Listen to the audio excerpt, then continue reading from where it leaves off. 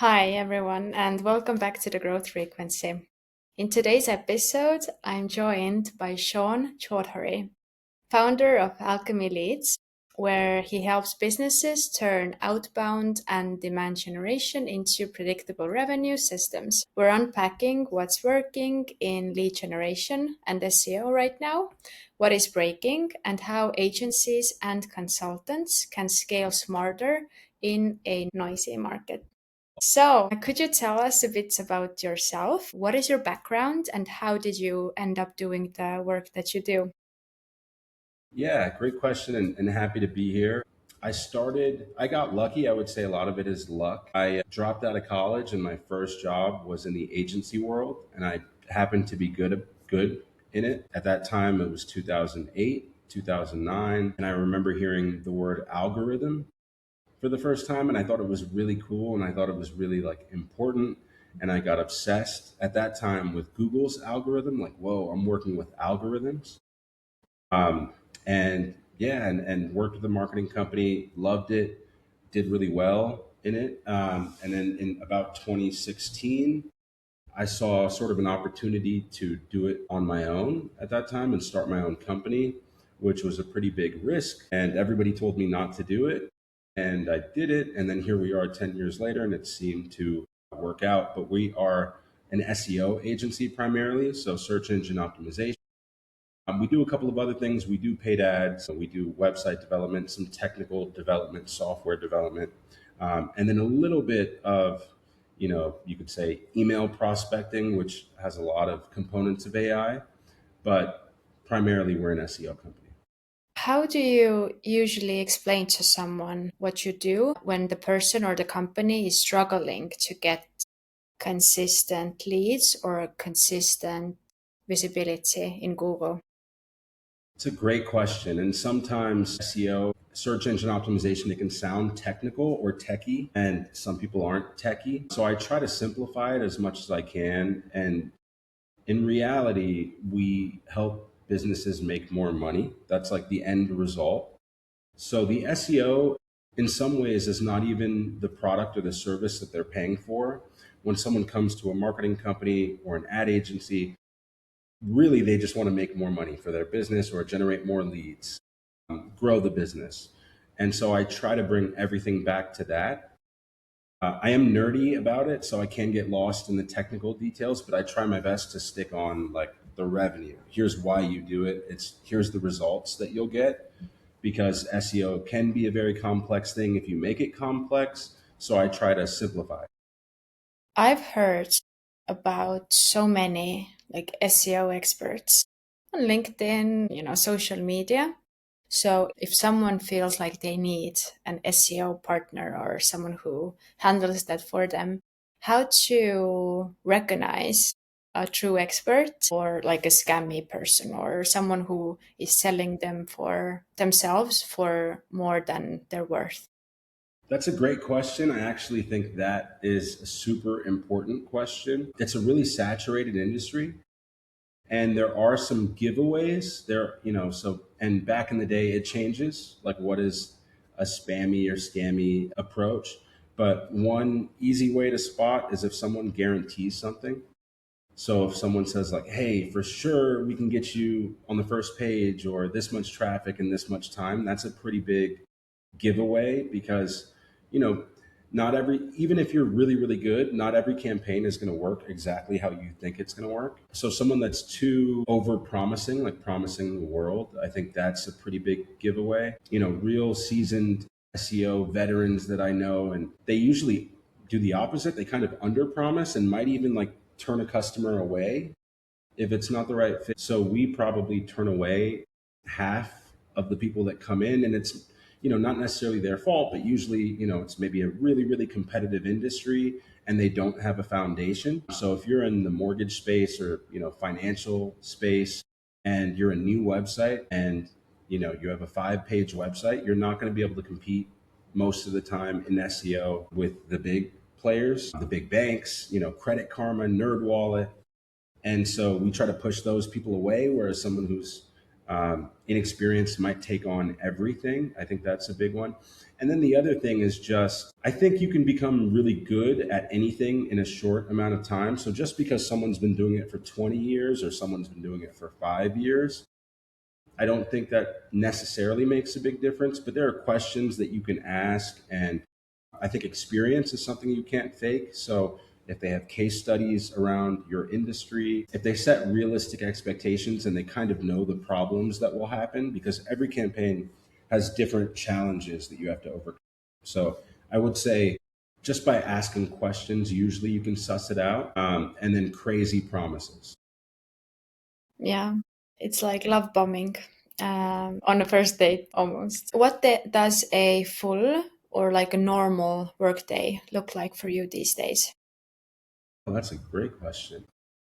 They're all kind of different. I try to keep the same flow generally, but they're all very different. Like you, I appreciate my mornings. I do kind of like my mornings. I like having a cup of coffee and not being like stressed or on fire in the morning period. So I wake up, usually there's some Slack messages, there's emails. If I can fire a couple of Slacks and emails off, I'll do that like literally as I'm waking up, which probably isn't good for the brain, but it is what it is. And I get the son ready for school. We have breakfast, we go to school, come back. I may either hit the gym for a half an hour or do like a walk or a light jog. Then I have my coffee. So typically by like 9 o'clock, straight through to 3 o'clock, I'll do as many meetings or sales calls or team meetings as I can. And then the back half of the day, the late afternoon and the evenings, that's when I will do more like, reports or communication with the team or collaboration, more operation stuff in the back half of the day.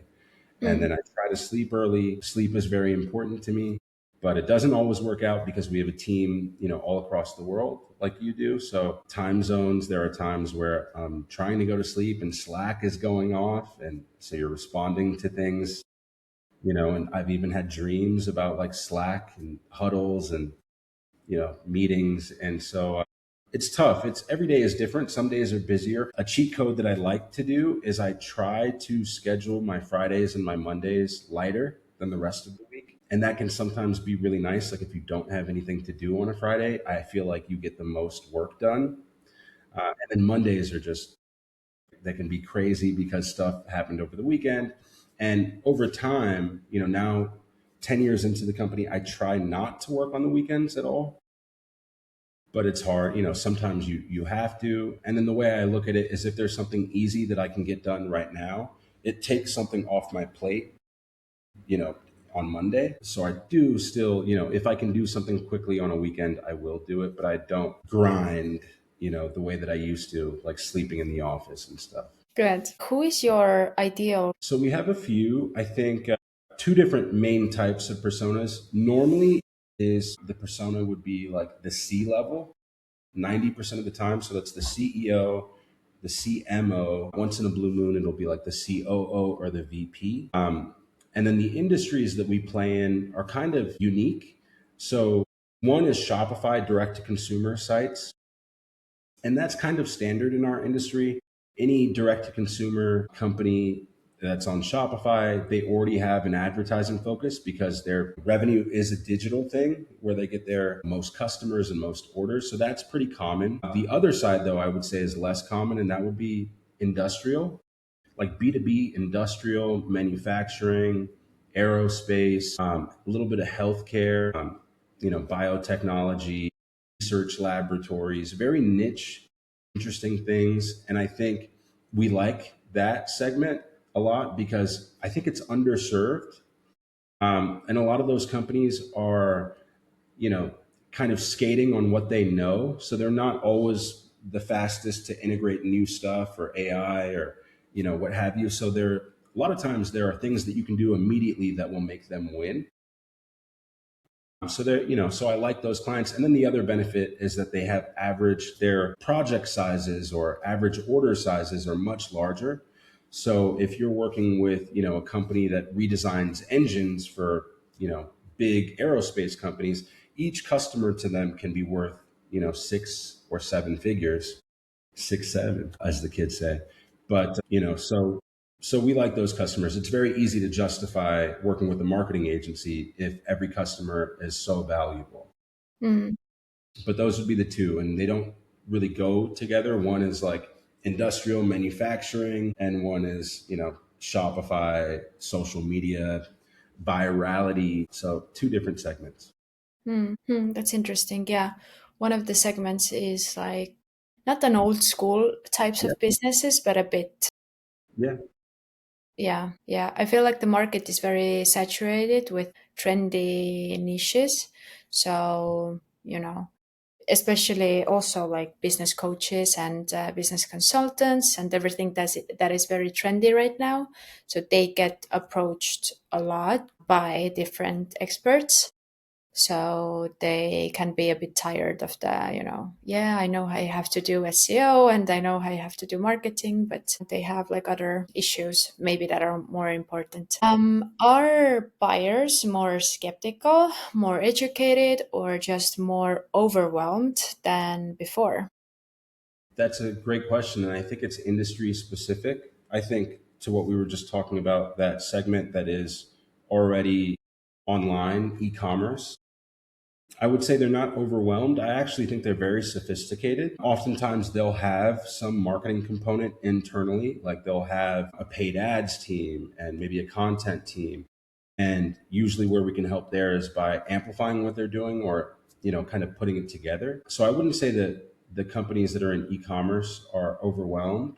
I'd say they're pretty sophisticated and they adopt new technologies very quickly. To your point about B2B and industrial companies being maybe a little bit more legacy, I think that's true. And I think they can be the ones that might be overwhelmed or might know that there's something they could be doing that maybe they're not doing.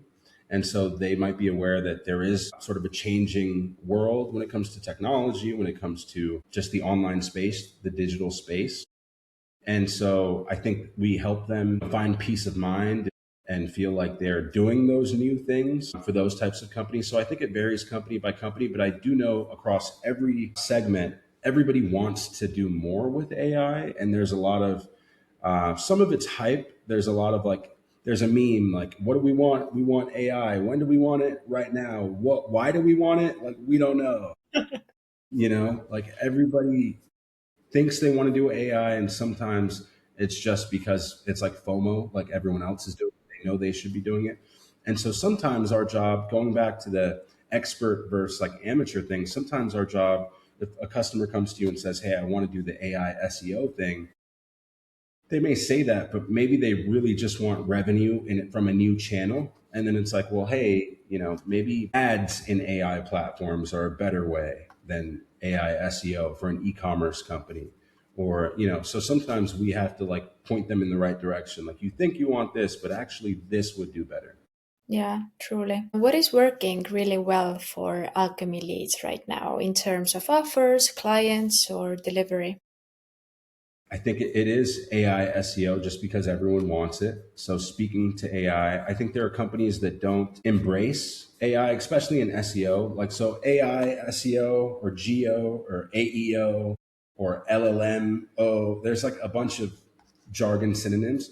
That field and like classic traditional SEO, sometimes they clash where a lot of the same fundamentals apply to both, but there are different nuances between the two. So, one, for instance, is like the type of content that you create. In traditional SEO, you could create very top of funnel content, like, what is this thing? And maybe get a lot of traffic. That wasn't the most converting traffic, wasn't the best traffic, but it might have driven volume and increased just overall new traffic.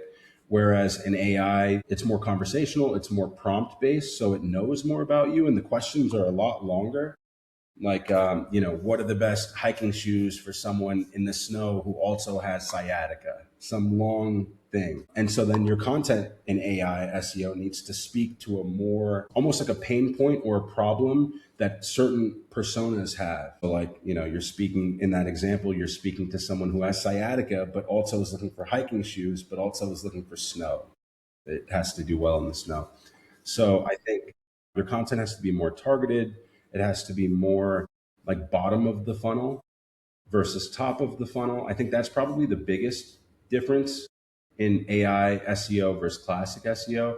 And then there are some small differences here and there on what things matter. But I think generally, um, the foundations are the same. If you have a website that loads fast, if it's technically sound, if your site hierarchy and navigation is good, things can be found on your website. That's a good thing. If you have the right metadata on the back end, which is just a fancy way of saying like the structure, the headings, the title tags, the descriptions, the schema. So all that stuff applies to both, but I think the real difference is just content. So what we're seeing that works is our content is getting much more focused to the customer persona and then their problems. So if they buy your product, there's usually some things that they're asking right before they buy.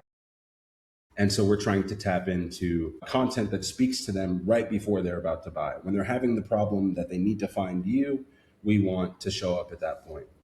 How do most of your clients currently find you? Is it through referrals, outbound content, partnerships?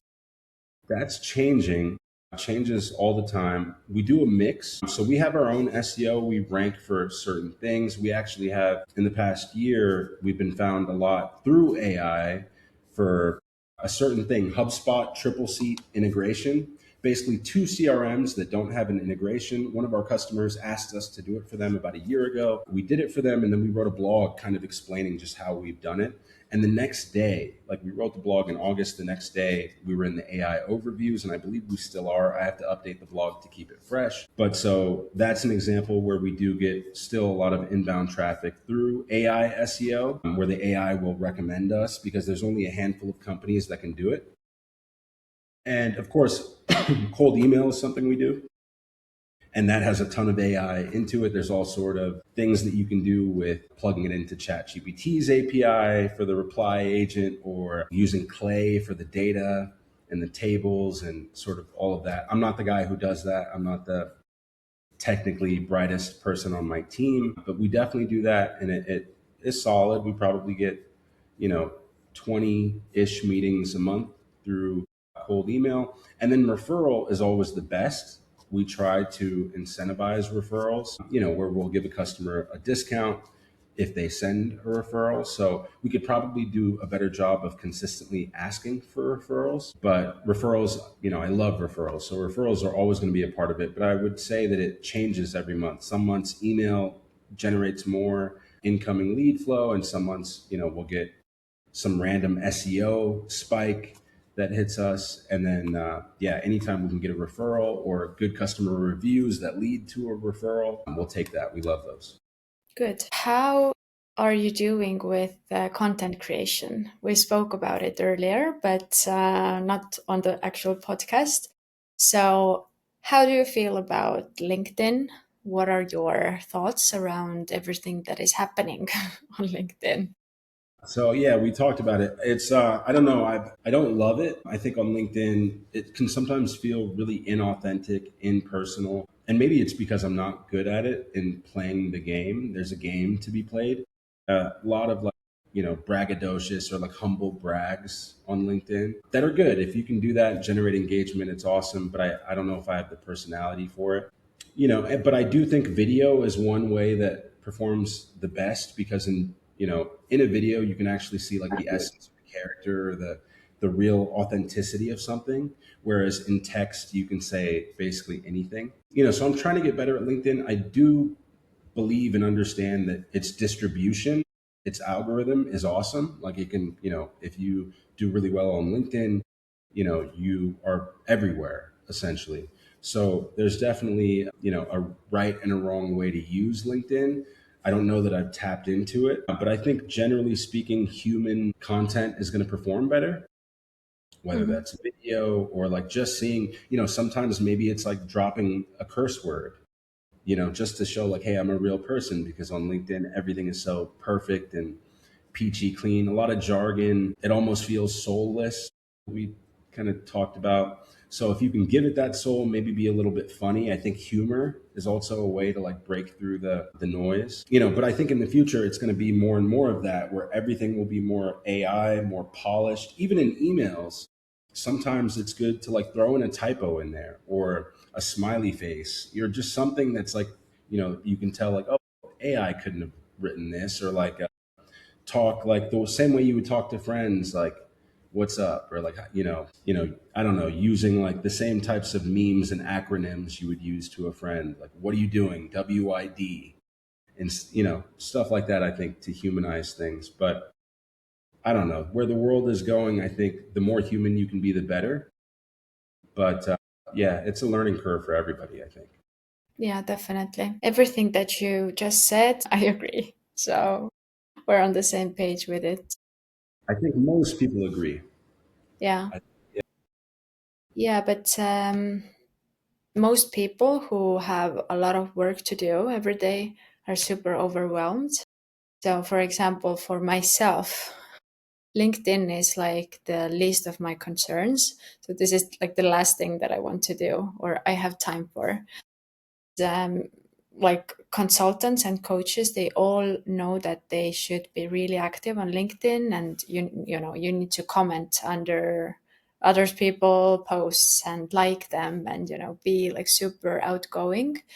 But yeah, I think one of the reasons why people tend to use AI for content creation, even if it looks a bit bad, is just to save time and then their energy, because they just don't have enough time. And I mean, for LinkedIn posts, you can use someone who handles that for you, but they will never be able to tell a personal story from, you back in the day, say 20 years ago doing something. So it's not possible to automate it. I hear you. I totally agree with that. And then on the point of like being busy, I totally agree with that too. I think a year or two ago, I deleted Facebook and Instagram. I think the only social media that I actually have, if you call it social media, is YouTube. Um, and it's, it can be addicting, just documentaries and learning and stuff like that. But I think there's a difference in consuming content and producing content. So some of the people I know that are really good at LinkedIn, they just say like they try not to consume the content, they produce the content and then they go away, you know? And so I think that's something maybe that can help people. But yeah, you're never going to be able to really capture your essence if you're hiring someone to like create something scripted. Or one way that I've heard is you're anything repurposing stuff. So anything that you've talked about, maybe any podcasts you've done, any blogs you've written, repurposing that. But yeah, I don't know if it still captures like the authenticity of a person. Mm, yeah. Why we're also here, and what more and more creators are doing is they are starting their own, either like LinkedIn Live, you can go live there with people. Facebook is not so popular with business topics, but also like YouTube podcasts or clips, because you can cut out like many parts of a longer conversation. And this is actually quite nice. And you don't need to go to the studio every day to shoot the content. Most of them do it like once a month or once every couple of months, and they film a lot, and then you can like repurpose the clips. Maybe you can help me with this. I would love to do that, but I just don't know how or why. But I do love YouTube, and I think long form is Mhm, better.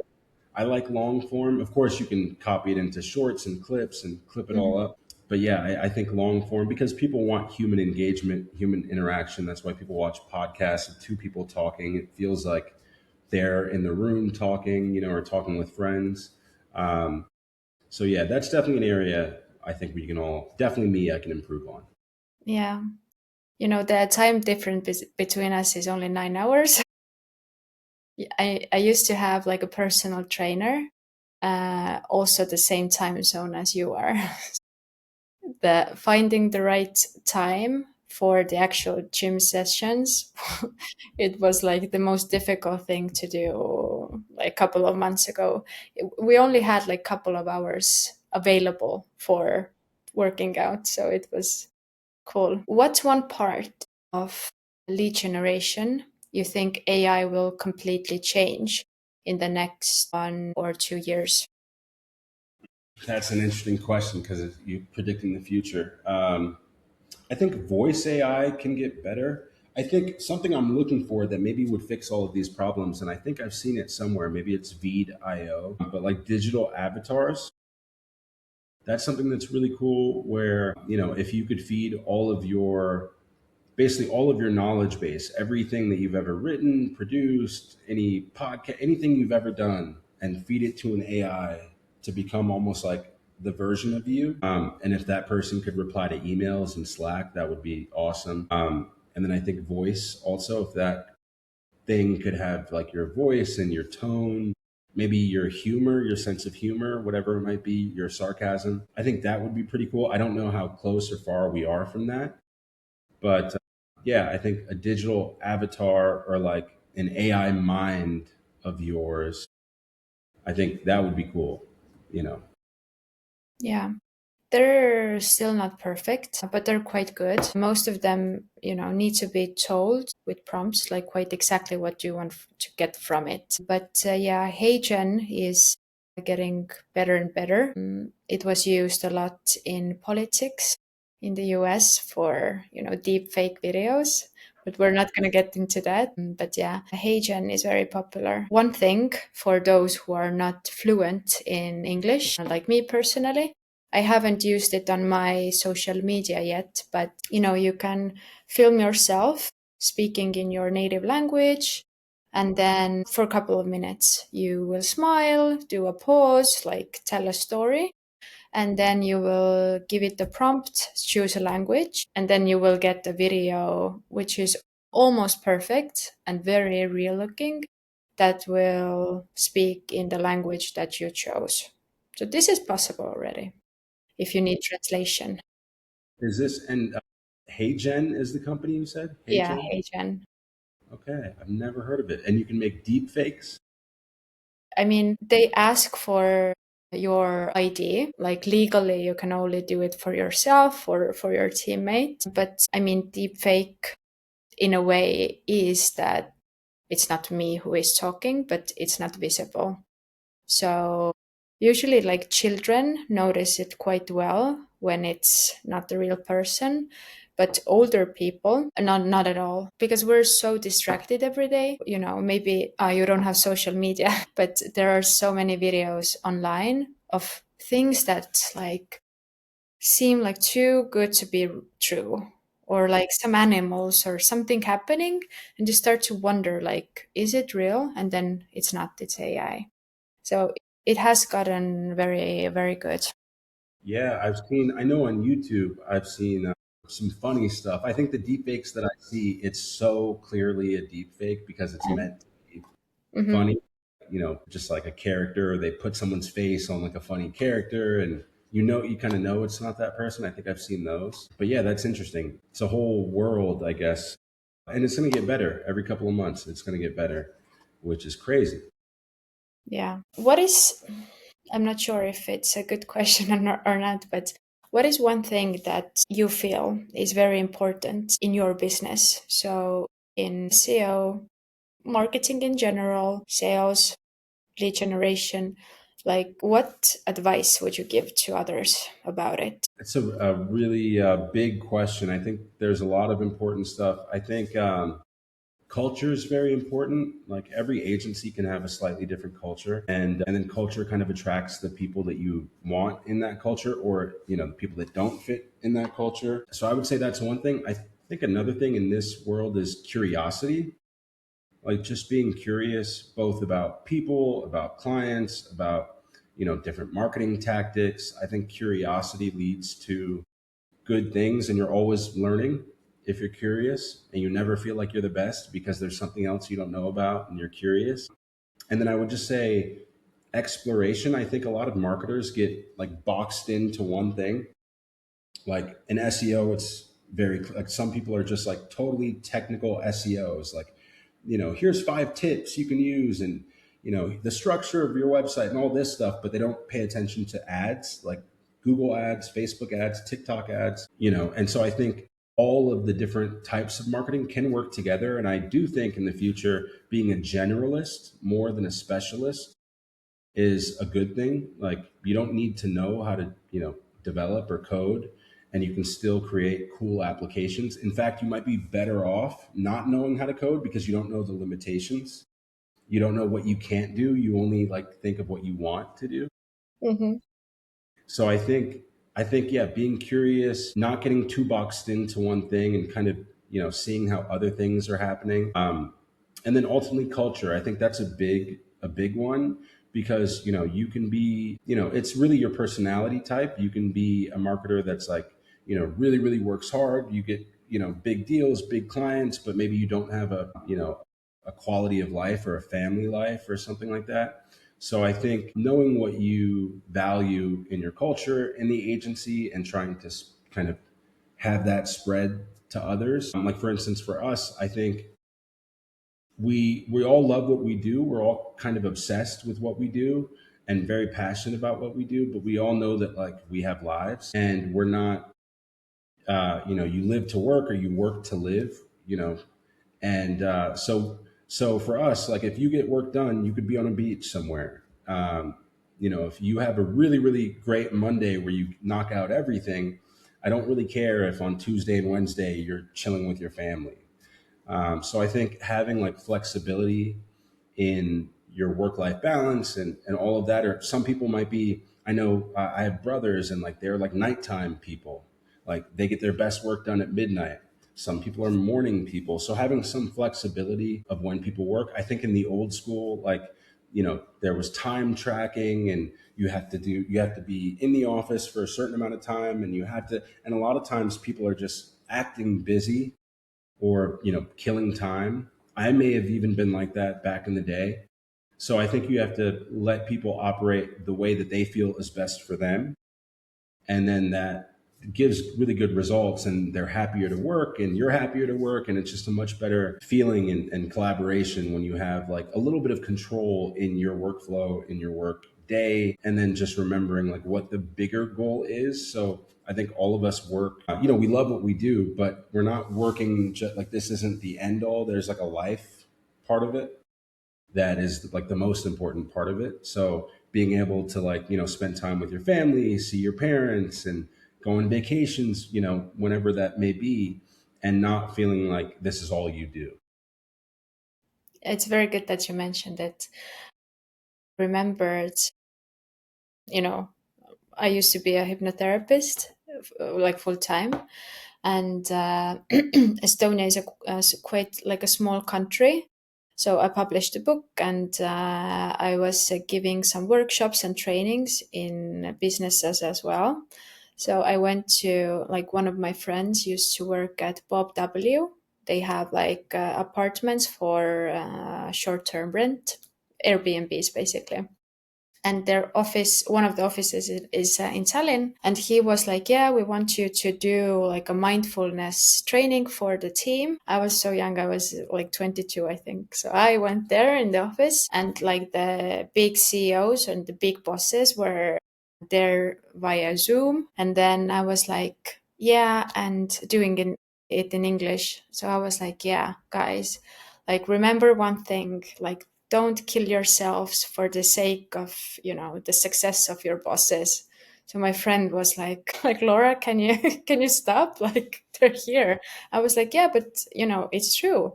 They don't win if you're in the hospital with burnout. They are actually the biggest sufferers in it. Also you are. But yeah, the bosses are not happy, or they shouldn't be happy if the employees are sick from working. So yeah, that's good that you mentioned it. Thank you I for think it. it's super common in America. Yeah, the work-life balance can be sometimes nothing, like Hmm. nil. And yeah, and then some companies can be very cutthroat or ruthless, where like if you did have burnout, they may not even care. They would move on to the next one pretty Hmm. quickly. So I Yeah. also like instilling a culture of like treating everybody on your team like like you would your best friends, and all of that stuff. So I think that's something that's important that is missing from a lot of the bigger companies. But the best ones, I think, do that right. Like even NVIDIA, you know, $5 trillion market cap, and they still allow people to work from home. I believe most of their workforce is like remote. Whereas other companies, as soon as COVID was over, they want you back in the office. And some of that to me is like micromanagement. They just want to see every minute and hour of your workflow and what it looks like. But so I think there's just different mindsets on how to run a good company. Mm. And but I think freedom is a huge part of it. Sean, thank you. A wonderful episode. So I'm really grateful that you came. Where can people find you? So you could find me on LinkedIn. No, I'm kidding. Well, yeah, you can find me there too. But it's alchemyleads.com, our company website, Alchemy Leads, alchemy like magic. And that's another conversation in and of itself. You know, turning nothing into something, or, everybody has their own perception of it, but alchemyleads.com. And then, yeah, I guess you could find me on LinkedIn. Thank you. Thank you.